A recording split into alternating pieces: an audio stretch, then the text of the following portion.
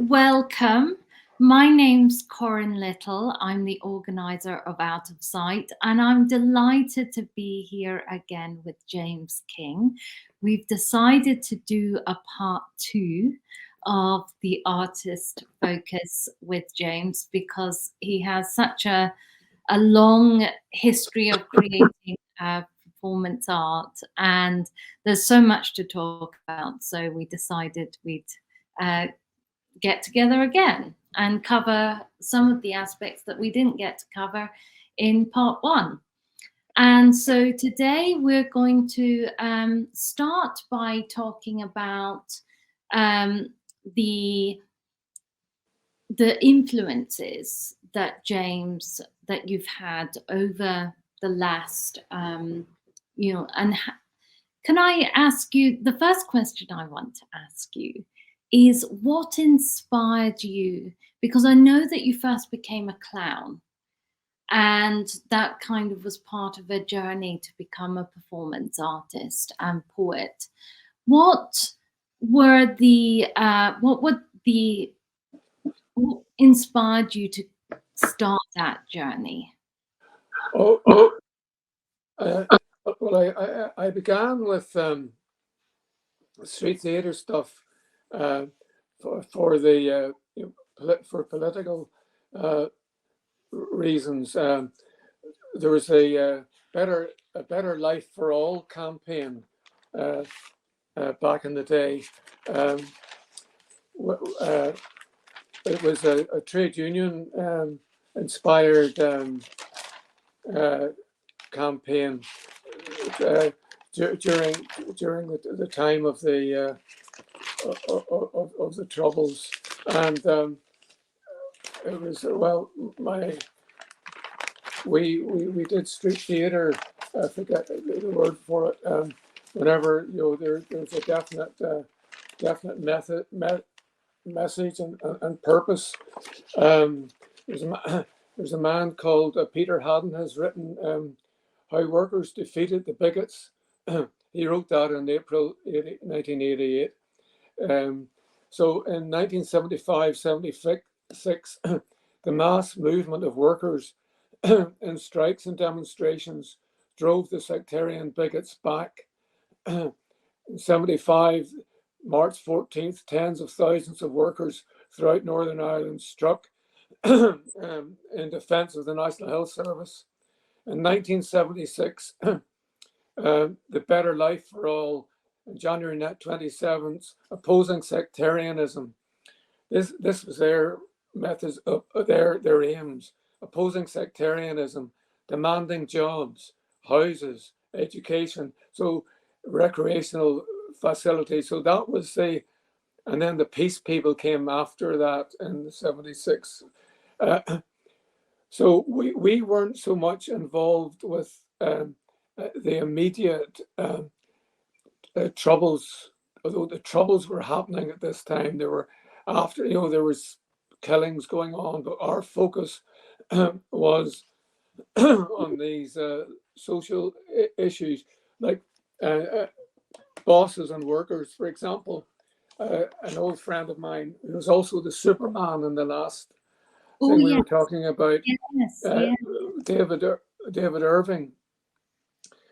So we were going. He was a very spontaneous guy. I have a photo here of you working with David Irving. Shall I bring it up? Yeah, and he was a bit unpredictable. Yes. So here's an early performance that you did. Yeah, this is the sort of thing we did. This has got to do, well, it does relate more to the Troubles and employment, because it's got to do with the searching. People were going through the barriers and every time, and there was people who were sometimes strip searched, of course, in prisons and so on. And tortured, Pardon? And tortured. Yeah. So this was got to do with the strip searching and also the security searching at the gates. And the theme of this was that I maintained he was the one, instead of the person being searched being upset and annoyed, upset. David, in the role of the security man, he became agitated. I didn't actually show it there so well, but he gets agitated and annoyed, and I'm really cool and taking off my clothes and quite cool about this. I don't know what would have happened. I didn't get my trousers off. I don't know. I think we were stopped before we got that far. So it's one of the big unknowns how that would have gone. So one of the things the one I was thinking about in relation to the boss and the worker was David said one day we have to use a bath. So we hadn't thought anything out. He just wanted to do a bit of street theatre with a bath on the street. So so we borrowed a bath from a farmer's field where he was using it for the cows to drink out of. And so the action was you scratch my back and I'll scratch yours. So the worker gets the boss gets into the bath, and the worker scratches his back. I mean, it's much more elaborate than this, than it sounds. And then it was more dialogue than I've given you. But then the worker gets into the bath, but the boss doesn't scratch his back. So that was the kind of thing. And there was a trade unionist, Paddy Devlin, a great socialist, and he was standing for the European election at one point, and I did street theatre in support of him. I was a waiter, and the idea was that the price of food would be so dear if we got into Europe that you couldn't afford it. So the waiter produces, I played all the roles in this. The waiter produces the food for the customer, but it's so expensive that he actually eats a 10. I think it was a 10-shilling note in those days rather than a pound. Yes, it was. So I chew up the food. I chew up the £10 note, which is a really hard thing to do. I mean, you can chew a bit of tissue, okay, but actually a 10-shilling note is very hard to chew. So I chewed up the 10-shilling note and paid for it with a kipper, because it was so the food was more expensive. It was cheaper to eat it. Well, yes, I mean that that was a huge problem then, as it is now today, with the cost of living crisis. So there's an aspect within the work that is timeless, actually. When you were talking about the water work and the water bills. Yeah, unfortunately, and it's the privatization of these companies that have then, they have I remember when they privatized the water, and we never used to have water bills. Water was a free resource for everybody. And then and over the years since Thatcher privatized the water, these companies these private owners have profited, and they've not maintained the sewage plants. And so now we're dealing with huge problems of water pollution. And I was just reading an article this week about Toronto's water. It's taken them 50 years to try and clean the river in Toronto. And so, the work that you shared about water. There was a man being interviewed. A person being interviewed on the radio from the water company today. On the radio, and they said it was it was only diluted sewage. Oh my goodness! Oh, I mean, really, really. Oh, I think we should. That's our next performance. You dilute, dilute my sewage, and I'll dilute yours. You know, I mean, really. Yeah. Yeah. It's not. Anyway, so yes. So David Irving would have been an influence. Another influence with me, particularly related to voice. Is that okay if I talk about this now? Yes, yes. Jump right in. Was a man called Jan Kaspers. Okay. And you can see, there's a photograph of him on page 169 of moving pitches. I could show you. Maybe it's not important, but Jan was in Derry, living. He was from Germany, and they had a choice of doing military service or community service. So he came to that's where is it? The blue bag. So that's in there. Now, what is the shell to see? There. Okay. Sale of the century. So the idea,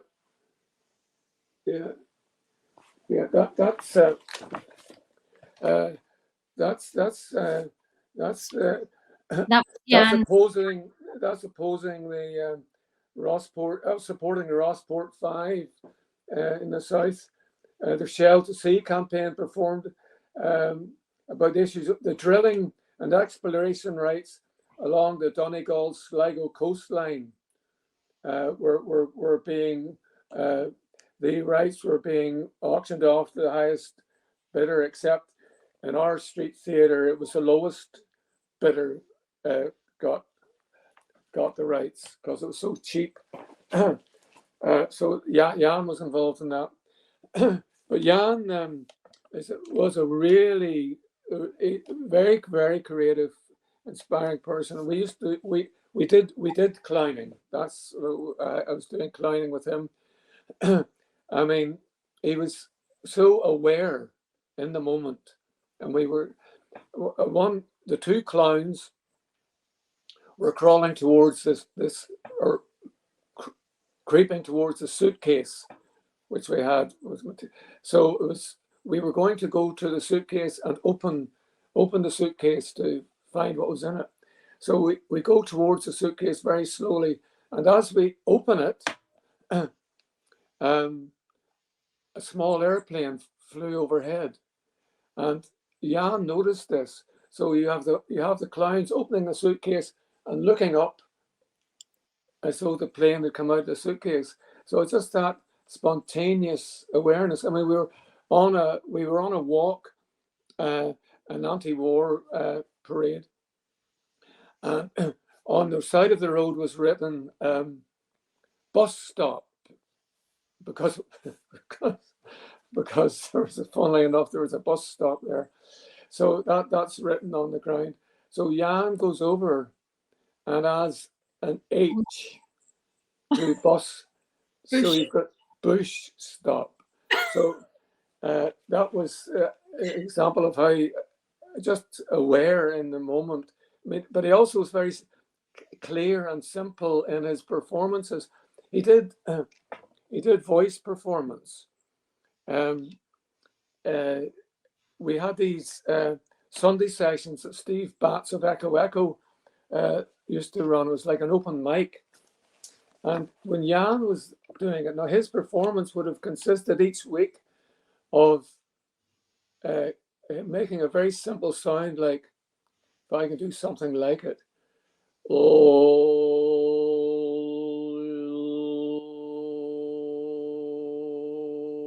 He didn't elaborate on it, but he used in different ways. He might have stood in a chair, he might have stood on his head, he might have gargled as he was doing it.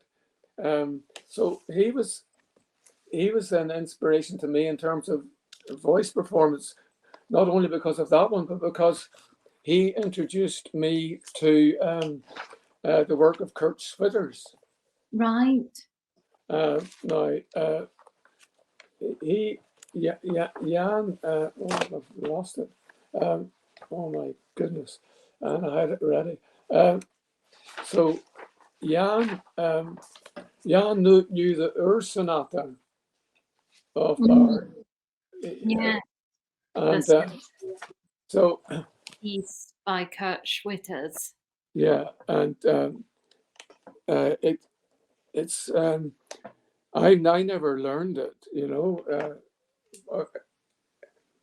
but it so goes Thumbs bu taza u pogaf quai diller bibo thumbs bo bibo thumbs bo bibo thumbs bo ta bo thumbs bo taza thumbs bo taza u thumbs bo taza u pogaf quai Deads in li mf till you ka rinzakate b ins kermu ziu rins kermu rakate b rumpf till two. So and it goes on. And it goes on. I mean his work. I have this book here, which is a great source. Yeah. You know, it would have Sigaren, Cigar, Ren, C I G N C L C G Cell G Cell G Cell G Cell G and N Cigaran. So I mean, I developed you would recognize in my own work, you know, cigar and or cigarette. I would, you know, get cigar or cigar get. So I mean, there would be a primal. Oh, I suddenly lost your sound, James, but I think this is a good segue to go into the next video.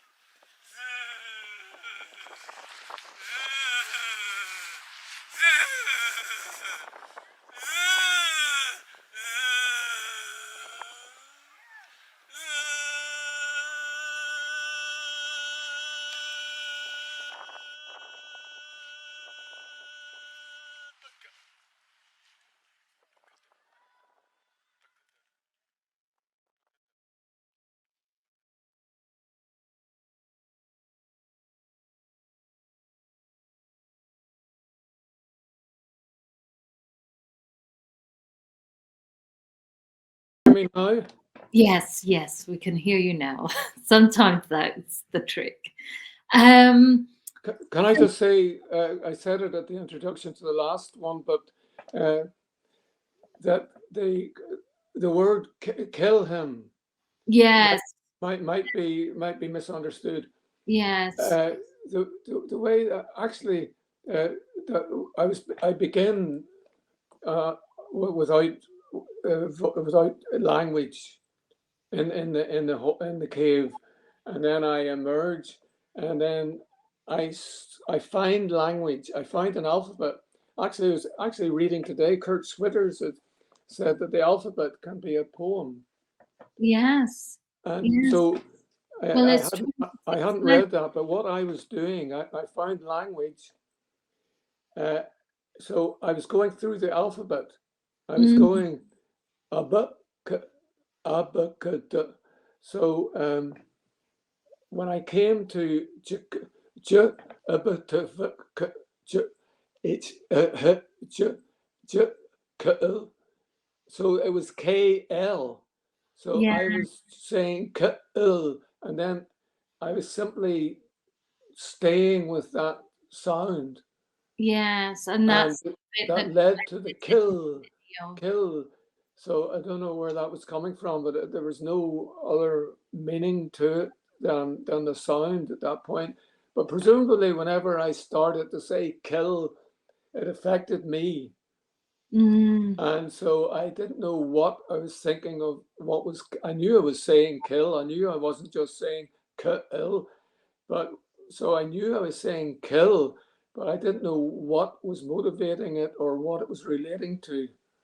mm. And of course, anyone hearing it will have their own response to that. But that was a history of the kill words. Yes, yes, and how it's employed in that text. But I love the way in which, you were talking about your inspiration by Jan Kasper, and then how you started this current solo performance with the O, and then you sound like birds. It sounds like you could be birds inside that rock. And then you went and then you stood this relationship to stone that is a repetitive action within your work. And I know when we were talking about it in our private meetings in preparation for this conversation, you shared an early memory of, because I asked you, was there a symbolic meaning of why you were placed on the stone? Oh, An early memory. yeah. Well, actually, I thought of another one as well. It was before the term started in the primary school. My brother and I was going to. We went down during the summer break, and we were in this classroom rather, or what were we in his study? But whatever, there was a large wardrobe in the room, or a tall wardrobe. And as he spoke to my brother and me, Mr. Yates lifted me round the way. My mother was there, of course. He lifted me up and placed me right on top of this high wardrobe. And I think I just loved that sense of being there. And I think that's maybe stuck with me in some way. Um, I really loved the power, I suppose, I had being up there. And so that was an early memory. Another one was sitting on the back of a large old cart horse, very high up. That was in Accumulator 6 Well, in St. Columns Park. we've suddenly got a huge amount of crackle. Yes, I think it's better if you sit back a little distance. I know I put the volume up. Okay. Yes, if you put it to 50%. Is that better? This image here, you know, is of James King on top of the gate here. So again, these really kind of moving to these different points of perspective within the work. And, you know, we discussed how this standing on a stone is a way of rooting oneself to the ground. And I'm just going to whiz through some of these images here to go to this current image, which is a still from the performance that we just shared with you, Forgotten Spaces, which was curated by Bernadette Hopkins and the Wild, which is part of the Wild Swans project. And James, so this idea of, you know, standing on stone or being connected on stone roots you to a space. It roots you to the land. It was the quote that I shared in the first broadcast from the book written Stone Will Answer by Beatrice Searle. That is a wonderful new novel that has just come out, and I really recommend people buy it because it's all about this long durational public performance work that she did through Norway. I won't share any more, but I do hope, and it has all this history related to it. So here James is back. So in terms of your vocality, well, let's just give it a few moments because sometimes it's a part of hearing. But I want to, we just shared the video Forgotten Spaces, and where you're really experimenting with these vocal sounds, very abstract, and then you move into this alphabetic or alphabetized sound making.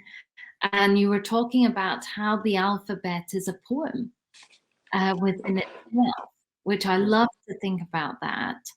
And so, yes, how does, you know, you're using, when you also kind of write poetry with words that we understand, commonsensical words, and you mix it up as well. Can you talk about the importance of, you know, this kind of fusion of abstract sound making with poetics? Yeah, well, a lot of my works, it started with an open mic sessions with Tina McLaughlin curating me, and 12 o'clock every Monday night seemed to be my slot. And my son Jamie had taken me there with some Spanish people, and she had invited me up, and she'd heard me do some rhymes with a friend called Pat Byrne a few nights before, and so I'd been also be working on the Blue Bag City project with Eamon Baker, which is recorded in the moving pictures book. We've got a lot of stuff here. It's all in the blue section. So the theme was alcohol, because people are given the alcohol in the off licenses in blue bags, and so I'd made up this little poem, and I did it in front of the microphone Now, I hadn't spoken in a microphone for if ever, and it's what we first played at the very start of the whole episode last time, and I stood there and I went ooh ah and this is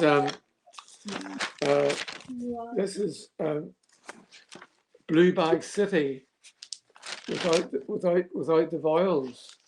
Sorry, without the consonants. So my poem consisted of words without consonants. And then I added the consonants, and it was only the consonants. So it was beluba, beluba, Blue Bag City, Blue Bag City, fighting, fed in office, fostered by divisions. Beluba, beluba, beluba, and so on. Bula, oh have pity. So on Blue Bag City, so it had real words, consonants, and vowels, and I moved on from that, and I used to do syllable stews. I would take a phrase or a motto, like all hands make more hands make less work. More hands make light work. More hands make light work, and so I would say I'm going to recite this. More work. More. Whoever guesses it gets a free pint. And so I would break the syllables up. It's ans no r o sans more light more sans light, and gradually segueing into lassa and at work, more land, more hands make light, and then somebody else shout out, more hands make light work. So that was a syllable stew, using the text, and then breaking it up into sounds. James, we're dealing with really bad crackle at the moment, so I think what we'll do is we'll move into the next video, which was called Open Windows, and it was number 5. Open a door, a window. Yes, and it was for the Black Kit Artist Performance Artist Archive, and I think, and if you could, while we're doing this, if you wouldn't mind just making sure your books are not on top of the microphone, or because I don't know why the crackle is coming and going at your end, but it's when you move the books around the microphone of the iPad or something. I think that's what's activating it. So let's move to the video and then we'll come back.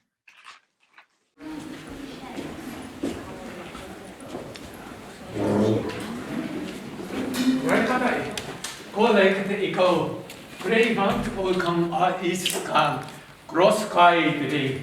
I look at it. Oh my God, I squat. Look at it. See?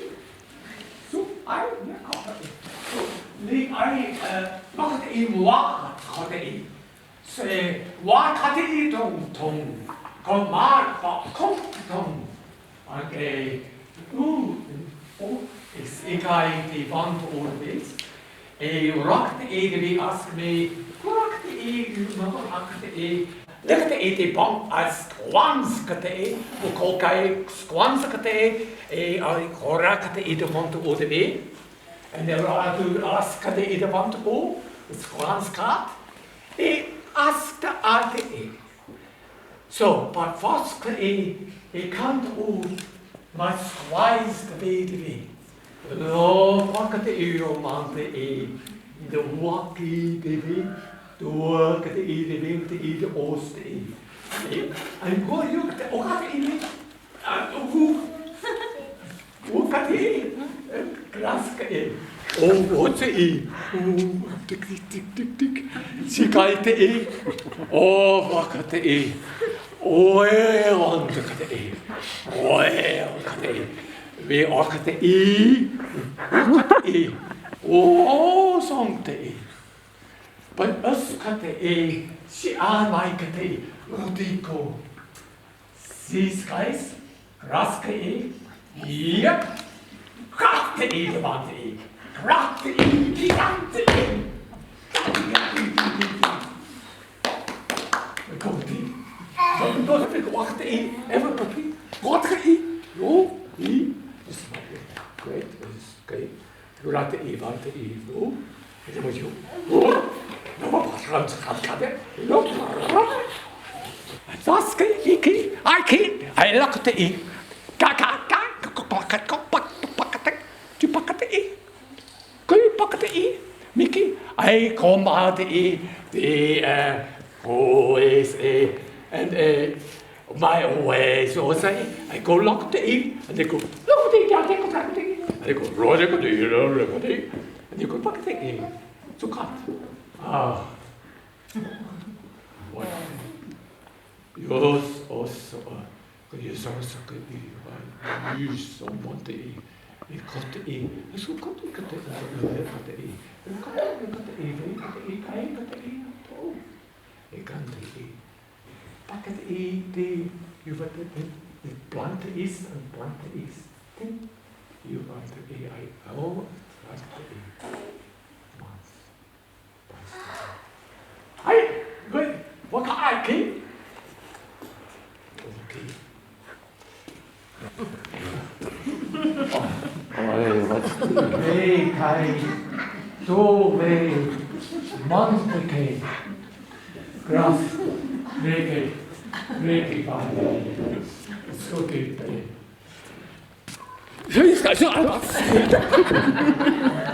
zo lekker de e, ik wou de e, Oscar de e.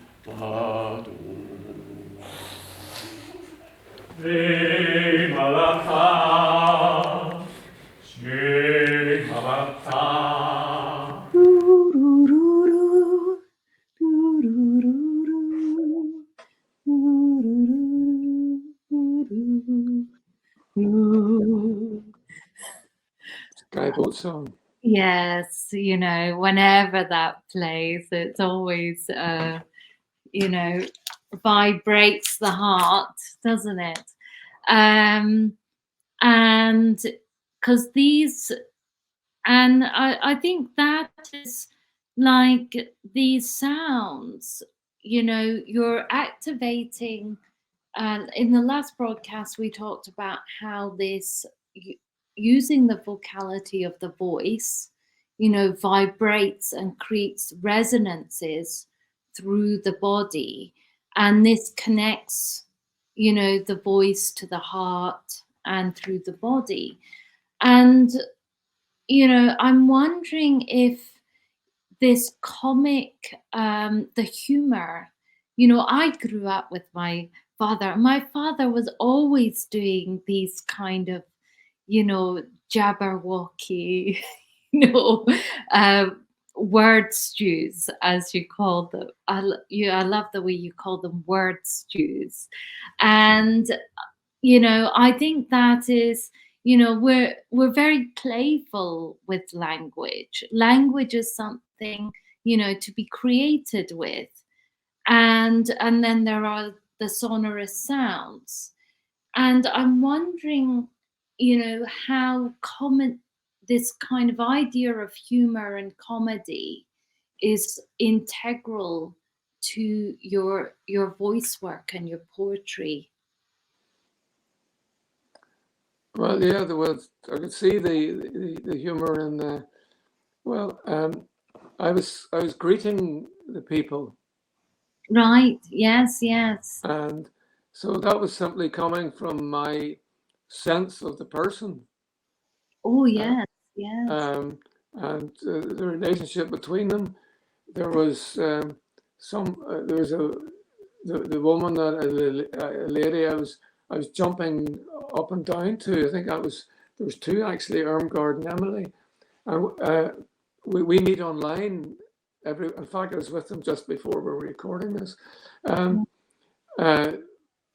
we'd known each other for years, a year or so, and never met her in the flesh. And there, she was there in Cologne, and that was the first time I had sort of seen her in person, and so I was so excited and jumping up and down. You're also capturing, you know, in this, you know, in these kind of warm, you know, intuitive connections with people and welcoming them into the space and using sound. You're also kind of, we can see that you're emphasizing part of their character, you know. And for me, when you were jumping up and down, it really made me think about how rooted this person was, you know, as a human being. You're capturing her presence through the sound and through your action. And yet, and you know, that rooting is what happens when you're performing on stones as well. You're performing on which? When you're performing on stone. Oh, stone. That this sense of rooting to the land. Also, litter bins. I stand on litter, or did, or sit on litter bins quite a lot. Yes, yeah. To get rooted. Interesting.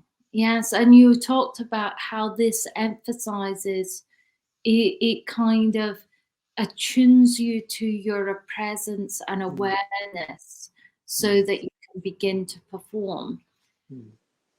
I want to kind of, you know, as we draw to an end for this broadcast today, I wanted to ask you, you know, a question about performing in public space. I mean, you've been doing it for decades, and I wondered, what are your reflections about your personal reflections, that they might be political, social, etc., about working in public space now? You know, the outdoor space. Yes, yes. What are your reflections about working in public space now? Well, that's it's got more reality and immediacy, and it gives you the energy of the location, site specific location. So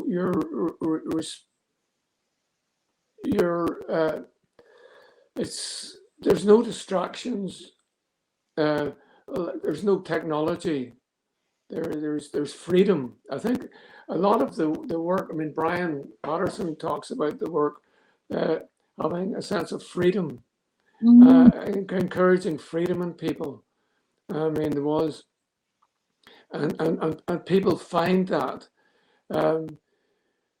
Some people are intimidated. I mean, a friend that I do sound poetry with indoors over the years. I mean, she wouldn't go in the streets, just feels too exposed to the public or what might happen. Perhaps the unpredictability is what I would welcome. With Eamon walking around, it's unpredictable. We don't know what's going to come, and there's such a source there of inspiration. I mean, the recent one where there was noise in the background, there was a man with his car alarm going off, and Eamon was saying, that's awful noise there, and I said, shh, we should tell it to be quiet, and so we wrote down shh, SHHH on the blackboard and held that up. So that started us off, and so we went around the town carrying the blackboard with shh on it. I mean, another time it might be raining, and we might be singing, we like the rain, we love the rain. So there's just a rich source of stimuli, and if you're prepared to welcome it.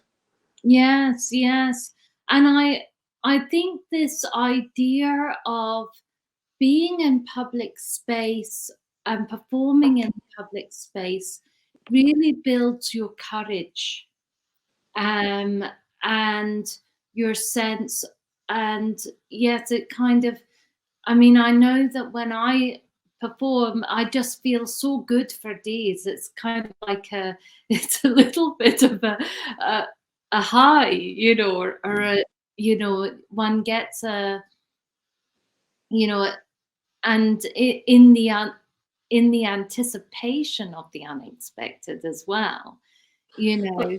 But yeah. it is a way to build people's confidence and to, yes, this sense of freedom. And you're in the same plane as the inverted commas audience. Yeah. If you're in an indoor space and there's them and you know, Augusta Boal talked about spectators. You bring the people in rather than being spectators. If you're indoors, there's that status difference. Yes, yes. But if you're on the street and you're engaging with people, you're part of this, the same frame. You're in the same frame, the same scenario, and you're not. You don't have a sense of power. Yes, in fact, they may have the power. Yes, there's a quality, and you know, because it is in public space, there is you know, it's accessible to the public, but it breaks down the power relationships that exist within a theatre or a black box space. Yeah. And this is what is so important. I wonder if, you know, you have any reflections about, you know, the impact that you've had on the local community, because, you know, as we work as performance artists, we're really, you know, working in the local. And what is your, have you had any thoughts about that? Well, I mean, if there's a street theatre, if there's a performance with a particular a theme, you're emphasizing a particular message that's important. But with Eamon and me in the public space, I think people we're encouraging people to do their thing and be free. And you see people doing street theatres for various political reasons, and you think, I wonder if they saw us over the years and sort of said, well, if they can do it, we can do it. And that is the exact point. Yeah. You know, people, you'll say, how do you do that, or can you do that? Anybody can do it. In a way, I know Eamon and I are probably recognised around Derry, and sort of those two guys again are sort of, but it's kind of shamanistic that you're. Even though I said we're always we're on an equal with everyone else. I suppose we also stand out because if we're walking in the town together, and people might say to us, well, are you performing now? Is this part of your act? You know, so that we're very much we are recognized, even though that we're not at any distance. And I really do enjoy engaging with people. Yes, yes, I know.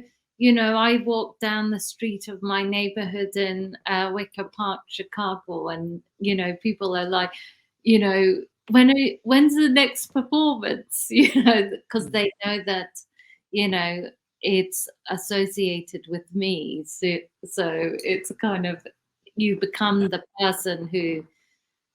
But I love this idea of the fact that they don't know when you're performing and when you're not, because every step is a.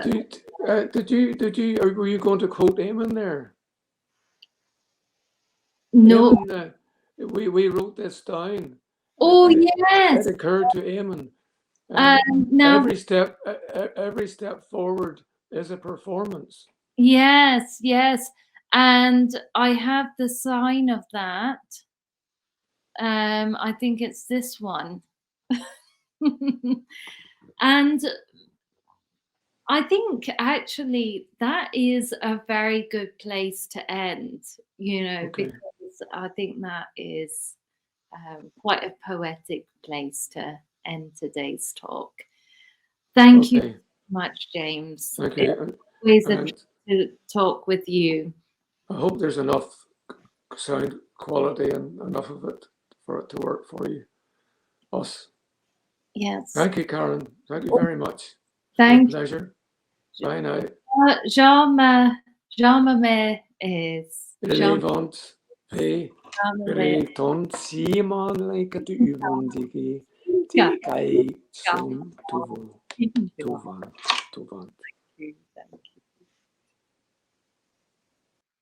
Many thanks for joining us today. And next up, for the last of the Artist Focus for Spring 2023, we are in conversation with Janice Parker, live from Edinburgh, Scotland. So we hope you can join us on Saturday, June the 3rd at the regular time of 11:15 a.m. and 18:15 European time. So we are hoping you can make a date with us tomorrow where we are in conversation with Janice Parker, who has a lifelong practice working on socially engaged projects, and also a living daily public performance practice. So hope you can tune in then, and we'll see you in the fall.